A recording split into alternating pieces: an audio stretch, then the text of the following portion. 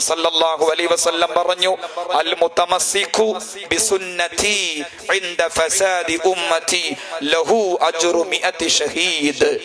ജനങ്ങളെല്ലാവരും സുന്നത്ത് ഒഴിവാക്കി ജീവിക്കുമ്പോൾ ആരാണോ എന്റെ സുന്നത്ത് മുറുക്കി പിടിച്ച് ജീവിക്കുന്നത് അവർക്ക് 100 രക്തസാക്ഷികളുടെ പ്രതിഫലം അല്ലാഹു സുബ്ഹാനഹു വ തആല നൽകുന്നതാണ്. അതുപോലെ ജനങ്ങളെല്ലാവരും സുന്നത്തിൽ നകന്ന് ജീവിക്കുമ്പോൾ തീക്കനലിന് സമാനമായി സുന്നത്തിനെ കരങ്ങളിൽ സംരക്ഷിക്കുന്ന ആളുകളെ കുറിച്ച് നബി സല്ലല്ലാഹു അലൈഹി വസല്ലമ തങ്ങൾ പറഞ്ഞിട്ടുണ്ട്. യഅതി അലന്നാസി സമാനുൻ അസ്വാബിറു ഫീഹി അലാ ദീനിഹി കൽ ഖാബിദി അലൽ ജമരി.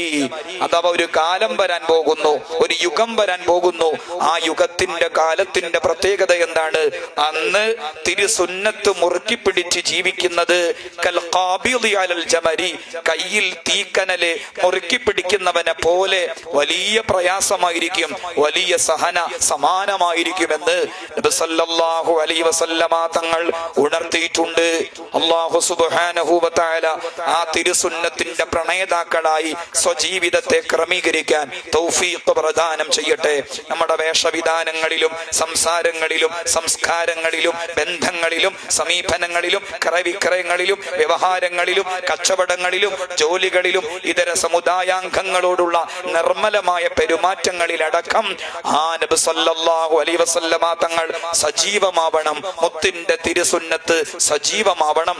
അല്ലാഹു സുബ്ഹാനഹു വ തആല തൗഫീഖ് തരട്ടെ. അതുപോലെ മഹബ്ബത്ത് അറ്റുപോവാതിരിക്കാനുള്ള മറ്റൊരു വഴിയാണ് ധാരാളമായി സ്വലാത്ത് നിർവഹിക്കുക. നബി സല്ലല്ലാഹു അലൈഹി വസല്ലമ തങ്ങൾ പറഞ്ഞു, അക്സിറു മിന സ്വലാത്തി അലയ്യ ഫഇന്നഹാ നൂറുൻ ഫിൽ ഖബർ വനൂറുൻ അല സിറാത്തി വനൂറുൻ ഫിൽ ജന്ന. ധാരാളമായി സ്വലാത്ത് നിർവഹിച്ചോളൂ. നിർവഹിക്കുന്ന ഓരോ സ്വലാത്തും ഖബറിൽ പ്രകാശമാണ്, സിറാത്ത് കടക്കാൻ വെളിച്ചമാണ്, സ്വർഗ്ഗലോകത്ത് വലിയ വിധാനത്തിലേക്ക് ഉയർത്തുന്ന പ്രകാശമാണത്, ശോഭയാണത്. അല്ലാഹു തആല തൗഫീഖ് തരട്ടെ.